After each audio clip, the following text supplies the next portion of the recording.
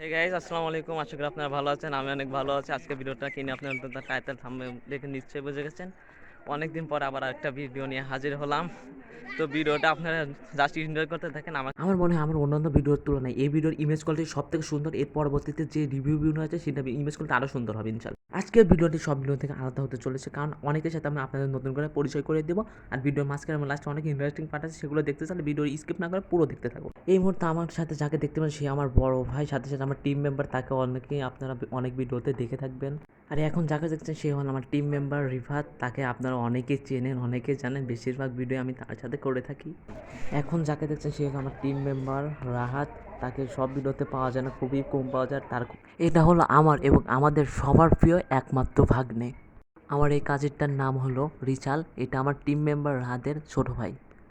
এটা হলো আমার আরেকটা চাচাতো ভাই। আমার টিম মেম্বার রাহাতের কোলে যে ছোট বাচ্চাটাকে দেখতে পেলেন সেটা হলো এই ভাইয়ের ছেলে।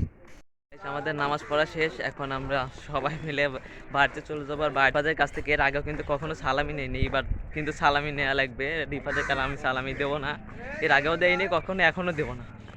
একজন করে সবার কাছ থেকে সালামি চাইবো। আগে রিফাদের কাছ থেকে চাই।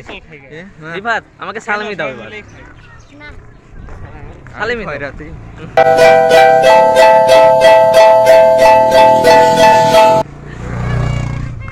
আমাকে সালামি দেবে কে?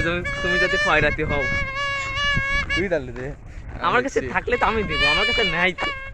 আমাদের এই যে এই বড় ভাই, আমাদের বড় ভাই আমাদেরকে সালামি দিবে, সেজন্য দুজন একসাথে যাচ্ছি, কোনো সমস্যা নেই। আমি সালামি দেবো না গাইজ, এখন আমার এই বড় ভাই সালামি দিবে। বড় ভাই সালামি দাও। ও কিন্তু আমার বড় ভাই, তাই ও আগে আমাকে সালামি দেবে। আচ্ছা, আমি কোন দিক দিয়ে বড় লাগি গাইজ দেখেন তো, আমি কোন দিক দিয়ে বড় লাগি?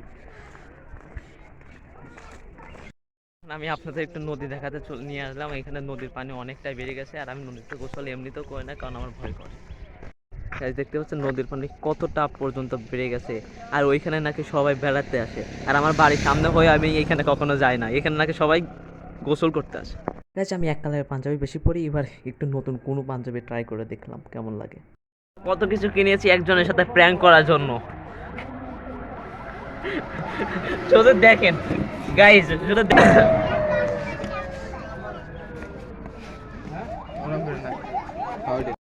গাইজ এই যে দেখতে পাচ্ছেন, এটা আমাদের কোরবানির গরু।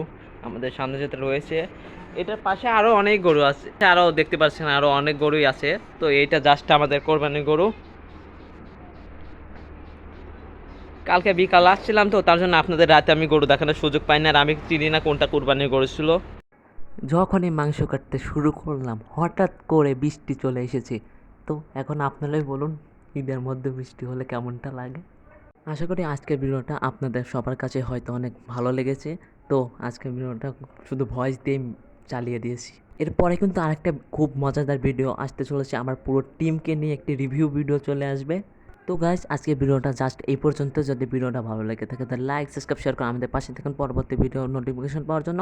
আজ এই পর্যন্তই, আল্লাহ হাফেজ।